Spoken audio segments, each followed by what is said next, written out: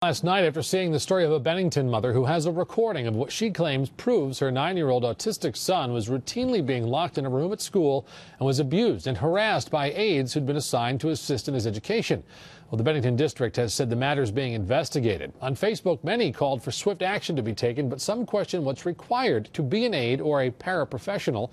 Melanie wrote, "The problem is no one wants these jobs. Pay is so low and work is hard. They can't get anyone to take these jobs, so they take any warm body." And then Michelle said, "Most schools are not equipped to handle children with difficult behaviors. There needs to be a better plan for educating staff on how to deal with the difficult behaviors that some of these children present."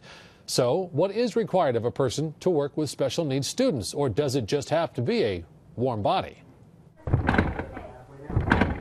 When you're done drooling and show me that you can stay, then we can get back to work. According to Joan Riley, that's the sound of her 9-year-old son Nathan pleading to be let out of a room he'd been locked in at Bennington Elementary School when aides felt they couldn't handle him.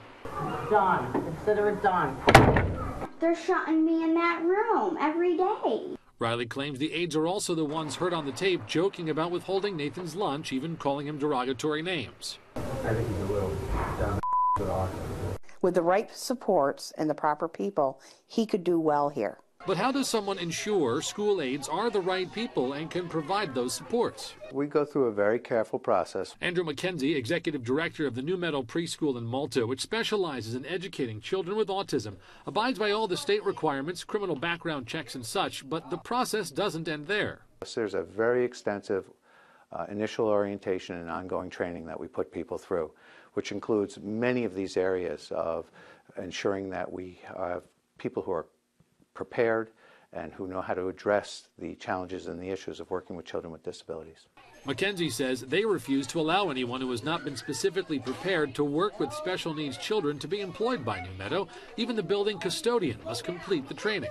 We are very, very specialized in working with autism here, and as a result, everybody here buys into and is a proponent of the program that we offer here. Public schools do not follow the same rigid guidelines when hiring someone to work with autistic children. On the contrary, in Vermont and New York, a person can become a teacher's assistant with only a high school diploma or equivalent, with no special needs training or experience. Though in recent years, some schools have contacted Newmeadow requesting training. We are available to do that. We have done that in the past. One of the things that we try to do with our children is we don't give them an opportunity to fail.